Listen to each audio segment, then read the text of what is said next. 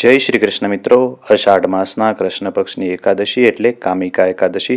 તો આવો જાણીએ તેના મુહૂર્ત અને સમય વિશે. મિત્રો, વર્ષ 2026માં કામિકા એકાદશીની તિથિનો પ્રારંભ 8 ઓગસ્ટ 2026ના બપોરે 1:59 થાય છે અને સમાપ્તિ 9 ઓગસ્ટ 2026ના સવારે 11:04 થાય છે. પારણાનો સમય 10 ઓગસ્ટ 2026ના રોજ સવારે 5:47 થી 8:01 સુધી રહેવાનો છે. મિત્રો, કામિકા એકાદશીના વ્રતમાં ભગવાન વિષ્ણુની પૂજા થાય છે. રવિવારે ઉપવાસ રાખીને સોમવારે આ વ્રતના પારણા કરવાના રહે છે. મિત્રો, આમ તો તમામ એકાદશીઓ એ ભગવાન વિષ્ણુને સમર્પિત હોય છે, પણ કામિકા એકાદશીની કથા અને વ્રત કરવાથી વાજપેયી યજ્ઞનું ફળ મળે છે. કામિકા એકાદશી વ્રતમાં શંખ, ચક્ર, ગદાધારી ભગવાન વિષ્ણુની પૂજા થાય છે.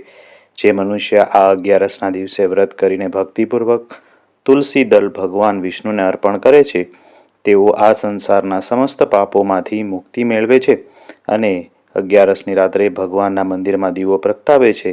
તેમના પિતા સ્વર્ગલોકમાં અમૃતપાન કરે છે તથા જે ઘી કે તેલમાં દીવો કરે છે તેઓ 100 કરોડ દીવાઓથી પ્રકાશિત થઈને સૂર્યલોકમાં જાય છે એવી પણ માન્યતા છે.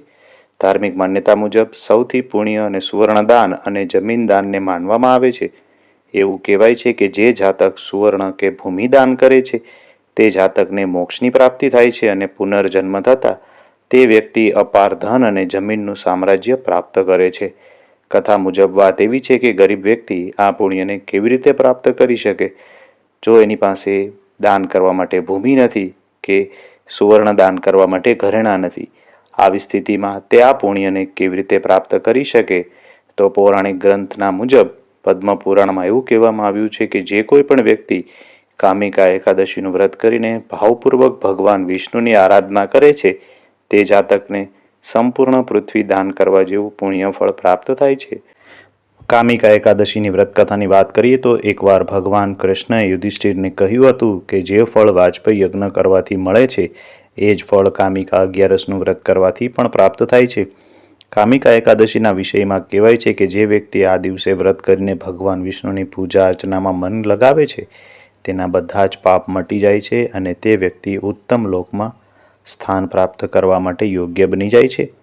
અષાઢ મહિનાના વદ પક્ષની 11ને આપણે કામિકા 11 અથવા કામિકા એકાદશી કહીએ છીએ.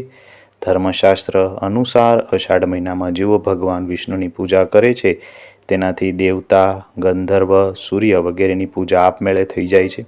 કામિકા 11ના વ્રતની મહિમા સ્વયં ભગવાન બ્રહ્માજીએ નારદજીને બતાવી હતી. તે પ્રમાણે કામિકા 11ના વ્રતથી જીવ યોની ફરી પ્રાપ્ત થતી નથી. પાપને નષ્ટ કરનારી આ કામિકા 11નું વ્રત મનુષ્યએ ચોક્કસપણે કરવું જોઈએ. કુંતીપુત્ર ધર્મરાજ યુધિષ્ઠિર કહે છે કે હે ભગવાન, મેં દેવશયની એકાદશીનું વર્ણન સાંભળ્યું છે. તમે મને અષાઢના કૃષ્ણ પક્ષની કઈ એકાદશી આપે છે તેનું વર્ણન કરો. ત્યારે ભગવાન કૃષ્ણ કહે છે કે તમે એક પાપનાશક ઉપાખ્યાન તમને કહું છું, જેના પૂર્વકાળમાં નારદજીના પૂછવાથી બ્રહ્માજીએ કહ્યું હતું. નારદજીએ બ્રહ્માજીને પ્રશ્ન કરીને કહ્યું કે હે કમલાસન, હું આપની પાસે સાંભળવા ઈચ્છું છું કે અષાઢ માસમાં કૃષ્ણ પક્ષમાં કઈ એકાદશી આવે છે, આપ કહો. ત્યારે બ્રહ્માજીએ કહ્યું, હે નારદ, સાંભળ, હું સંપૂર્ણ લોકના હિતથી આ પ્રશ્નનો જવાબ આપું છું.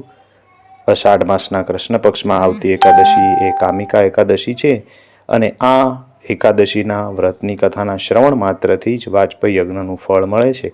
આ દિવસે શ્રી હરિનું પૂજન કરવું અને ત્યારબાદ શ્રી કૃષ્ણનું પૂજન કરવું એ દુર્લભ પૂજનમાંનું એક મનાય છે. જે સમુદ્ર, વન સહિત સમગ્ર પૃથ્વીનું દાન કરે છે તે કામિકા એકાદશીનું વ્રત કરે છે. એ બંનેને સમાન ફળ મળે છે. માટે પાપભીરુ મનુષ્ય યથાશક્તિ પૂરો પ્રયત્ન કરી કામિકા એકાદશીનું વ્રત કરી શ્રી હરિનું પૂજન કરવું. જે પાપરૂપી કીચડથી ભરેલ સંસાર સમુદ્રમાં ડૂબી રહ્યા છે તેમના ઉદ્ધાર માટે પણ આ કામિકા એકાદશીનું વ્રત ઉત્તમ મનાય છે. આધ્યાત્મ વિદ્યા પારાયણ પુરુષો જે ફળની પ્રાપ્તિ કરે છે તેના કરતાં પણ વધારે ફળની પ્રાપ્તિ આ વ્રત કરવાથી થાય છે.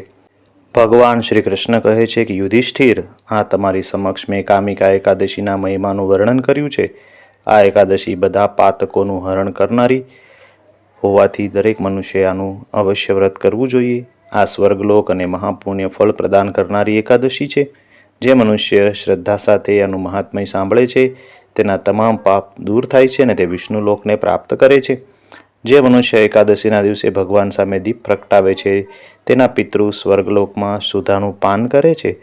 જે મનુષ્ય ભગવાન સામે ઘી અથવા તેલનો દીપક પ્રગટાવે છે તેણે સૂર્યલોકમાં સહસ્ત્ર દીપકનો પ્રકાશ મળે છે. તેથી પ્રત્યેક મનુષ્યએ આ એકાદશીનું વ્રત અવશ્ય કરવું જોઈએ. જય શ્રી કૃષ્ણ.